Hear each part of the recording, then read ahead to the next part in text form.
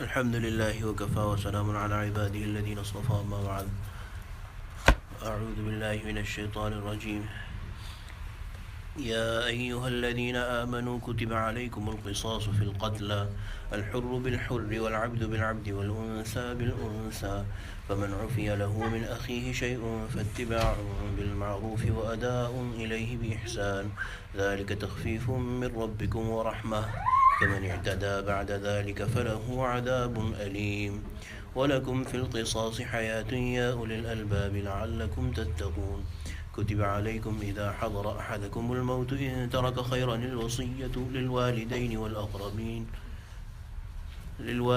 والأقربين بالمعروف حقا على المتقين فمن بدله بعدما سمعه فإنما إثمه على الذين يبدلونه إن الله سميع عليم فمن خاف من موص جنفا أو إثما فأصلح بينهم فلا إثم عليه إن الله غفور رحيم صدق الله العظيم وبلغنا رسوله النبي الكريم ونحن على ذلك من الشاهدين والشاكرين والحمد لله رب العالمين. Before Ramadan, a few days before Ramadan, we had completed up to Ayah 177, where we had said that Allah subhanahu wa ta'ala, starting in terms of contents and meanings, the second part of Surah Al-Baqarah, the second half of Surah Al-Baqarah, Allah subhanahu wa ta'ala has given us the heads of all good, Abwab al-Bir, all the goodness Allah subhanahu wa ta'ala has explained. And then from Ayah 178 onwards, Allah subhanahu wa ta'ala is going to tell us ahkam, or the commandments or rulings about different aspects of our lives. We had said that when it comes to ahkam, when we read those from the tafsir, it should be understood that we will not possibly get the full meaning and the full intricacies of the ahkamat. We should at our level only think that how important these things should be in our life, that Allah subhanahu wa ta'ala is talking about them in the Quran. When it comes to action, the best and the only safe way is to go and consult the ulama, ask them, this is such and such matter in our lives, how should we do, and act according to their advice. The first of these ahkamat or commands is about qisas.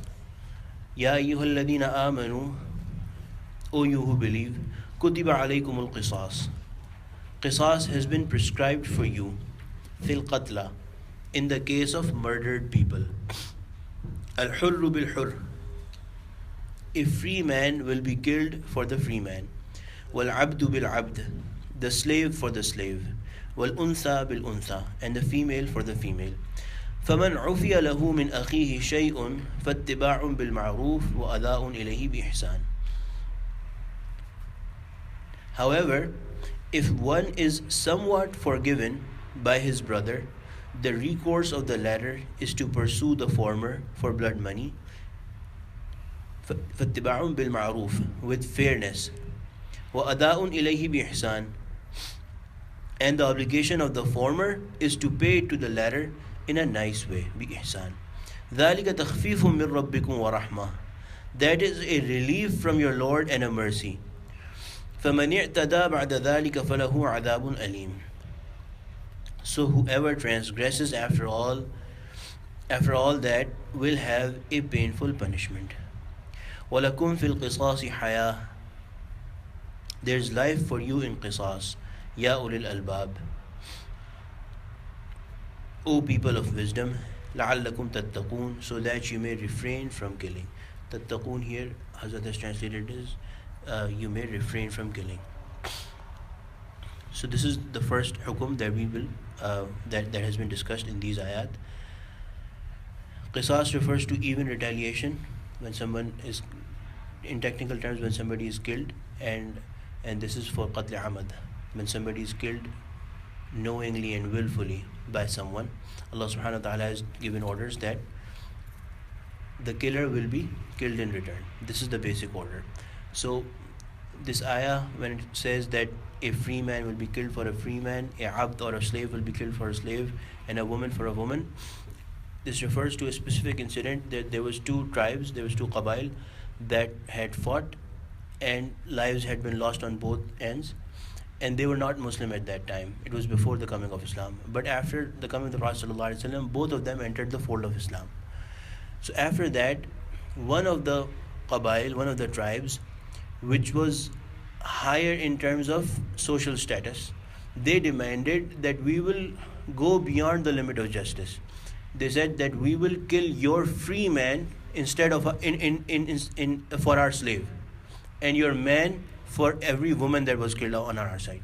So Allah subhanahu wa ta'ala is refuting that, and Allah subhanahu wa ta'ala is telling us in this ayah that if a free man kills someone, a free man will be killed. If a slave killed, a slave will be killed. There cannot be incomparability between the people, the killer and the killed. This does not mean that if a slave was killed, then if a free man killed a slave, the free man will not be killed for a slave, but a slave from the other side will be killed. No. This is just referring to that specific incident where Allah subhanahu wa ta'ala is refuting that. And Allah subhanahu wa ta'ala is saying, if the party that had the loss, whose relative was killed, if they forgive or forego some of the, and then settle for something less than life, for example money, the responsibility upon the asking person is that they ask nicely, and the person who's paying the ada, they should give it bi ihsan, nicely as well. ذَلِكَ تَخْفِيفٌ مِّن رَبِّكُمْ. Allah subhanahu wa ta'ala is saying that this is a takhfif from your Lord. Hazrat has translated, this is a relief from your Lord, wa rahmah, and a blessing from Allah subhanahu wa ta'ala. Otherwise, the real, as Mufti Shafi Sahib has written, that the real ruling would be that life should be taken in return for life. But this is a rahmah from Allah subhanahu wa ta'ala, a relief that life can be compensated by something else in terms of payments. And Allah subhanahu wa ta'ala is saying in the next ayah that there is relief, there is life for you in qisas, O people of wisdom. If you think wisely, if you think about it, there's actually life in qisas. In taking life, there is life, that when people know that they will be killed if they kill someone, then they will be prevented from killing someone, they will be prohibited from killing someone, and that's why there is life in qisas, right? Life in this ruling of qisas. The second ruling that Allah subhanahu wa ta'ala is talking about, and we are completing these ayat because the third ruling is about Siyam, which relates to this month. We had intended to complete these two before the month of Ramadan, but for somehow I was ill and we could not do these 2-3 ayat. Anyway, we will do those today inshallah, and then start from the rulings of Siyam tomorrow. كتب عليكم إذا حضر أحدكم الموت إن ترك خيرا الوصية للوالدين والأقربين بالمعروف حقا على المتقين. It is enjoined upon you when death approaches any one of you, and he leaves some wealth, that he must bequeath for the parents and the nearest of kin in the approved manner, being an obligation on the حقا على المتقين, being an obligation on the God-fearing. This pertains to inheritance. Again, the laws of inheritance should be understood from the ulama.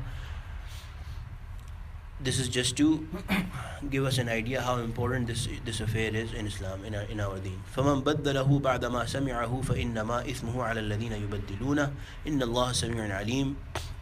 Then whoever changes it after he has heard it, its sin will only be on those who change it. Surely Allah is all hearing, all knowing. فَمَنْ خَافَ مِنْ مُوصٍ جَنَفًا أَوْ إِثْمًا فَأَصْلَحَ بَيْنَهُمْ فَلَا إِثْمَ عَلَيْهِ.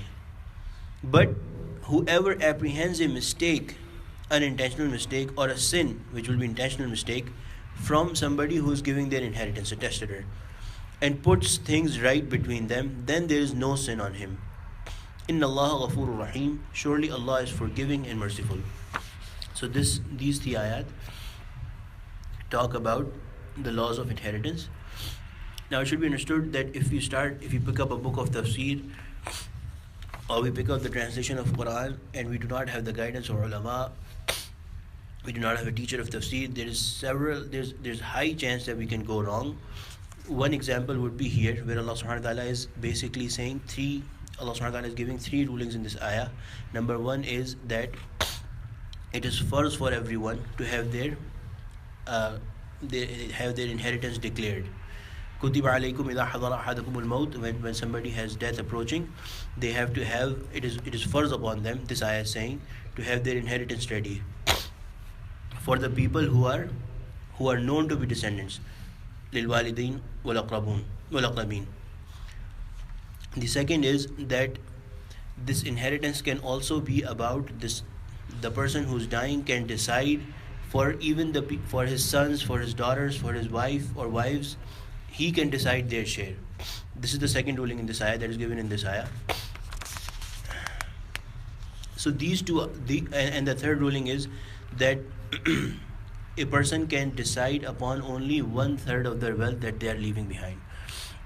So out of these three rulings, the first two rulings have been cancelled or changed by other ayat of the Quran. So if we only pick up one ayah and start giving fatwa on the basis of that, we will be utterly wrong. And this is one example. The first ruling, that it is necessary, incumbent upon a person to leave their wasiyah, has been nullified by a mutawatir hadith of the Prophet ﷺ, which is also part of the last sermon of the Prophet ﷺ of the last Hajj, where the Prophet ﷺ said that Allah subhanahu wa ta'ala has decided the inheritance of the inheritors and there is no wasiyah remaining. The Prophet ﷺ meant that for the well-established inheritors, for example the offsprings, the wives, Allah subhanahu wa ta'ala has decided their share. Now no person has the right to change that. The other ruling, where the person can decide the share of the people, that has also been declared by Allah subhanahu wa ta'ala. The ayat is well known, famous. للرجال نصيب مما كسبوا للنساء نصيب مما اكتسبن, that Allah subhanahu wa ta'ala has declared this as well, that these have been decided by Allah subhanahu wa ta'ala, the rights, the share of offsprings, male children, female children, that has been decided. So the person does not have a right to decide their shares, how much each person will get. No, Allah subhanahu wa ta'ala has decided that. The third injunction, where the person is given the right to decide only from 1/3 of the wealth that they are remaining, that they're leaving behind, that still stays. Anyway, briefly explaining those, the point is that we should understand that even if reading a clear hukum, when we in our minds it is very clear that Allah subhanahu wa ta'ala is straightforward saying this, we may still be wrong in getting the meaning.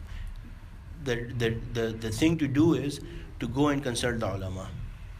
They have been trained, they have the ilm of Quran, they have the ilm of hadith, they have the ilm of the action of Sahaba, the ijma' of Ummat, everything before their eyes, so they decide keeping in view all of it, inshallah. The other ayah says that if somebody changes their wasiyah or their will,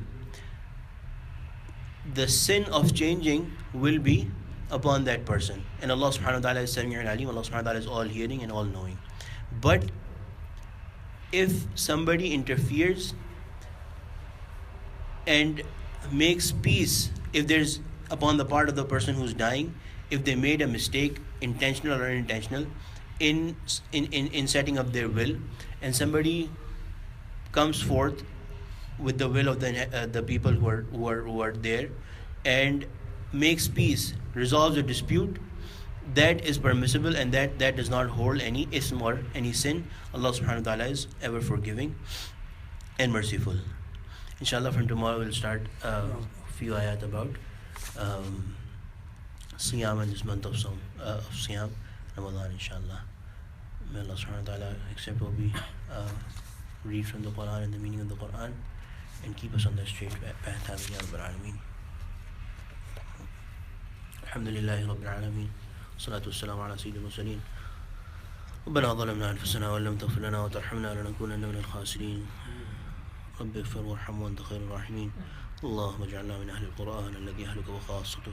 سمعنا وأطعنا غفرانك ربنا وإليك المصير. صلى الله تعالى على خير خلقه سيدنا ومولانا محمد وعلى آله وصحبه أجمعين. آمين برحمتك يا أرحم الراحمين.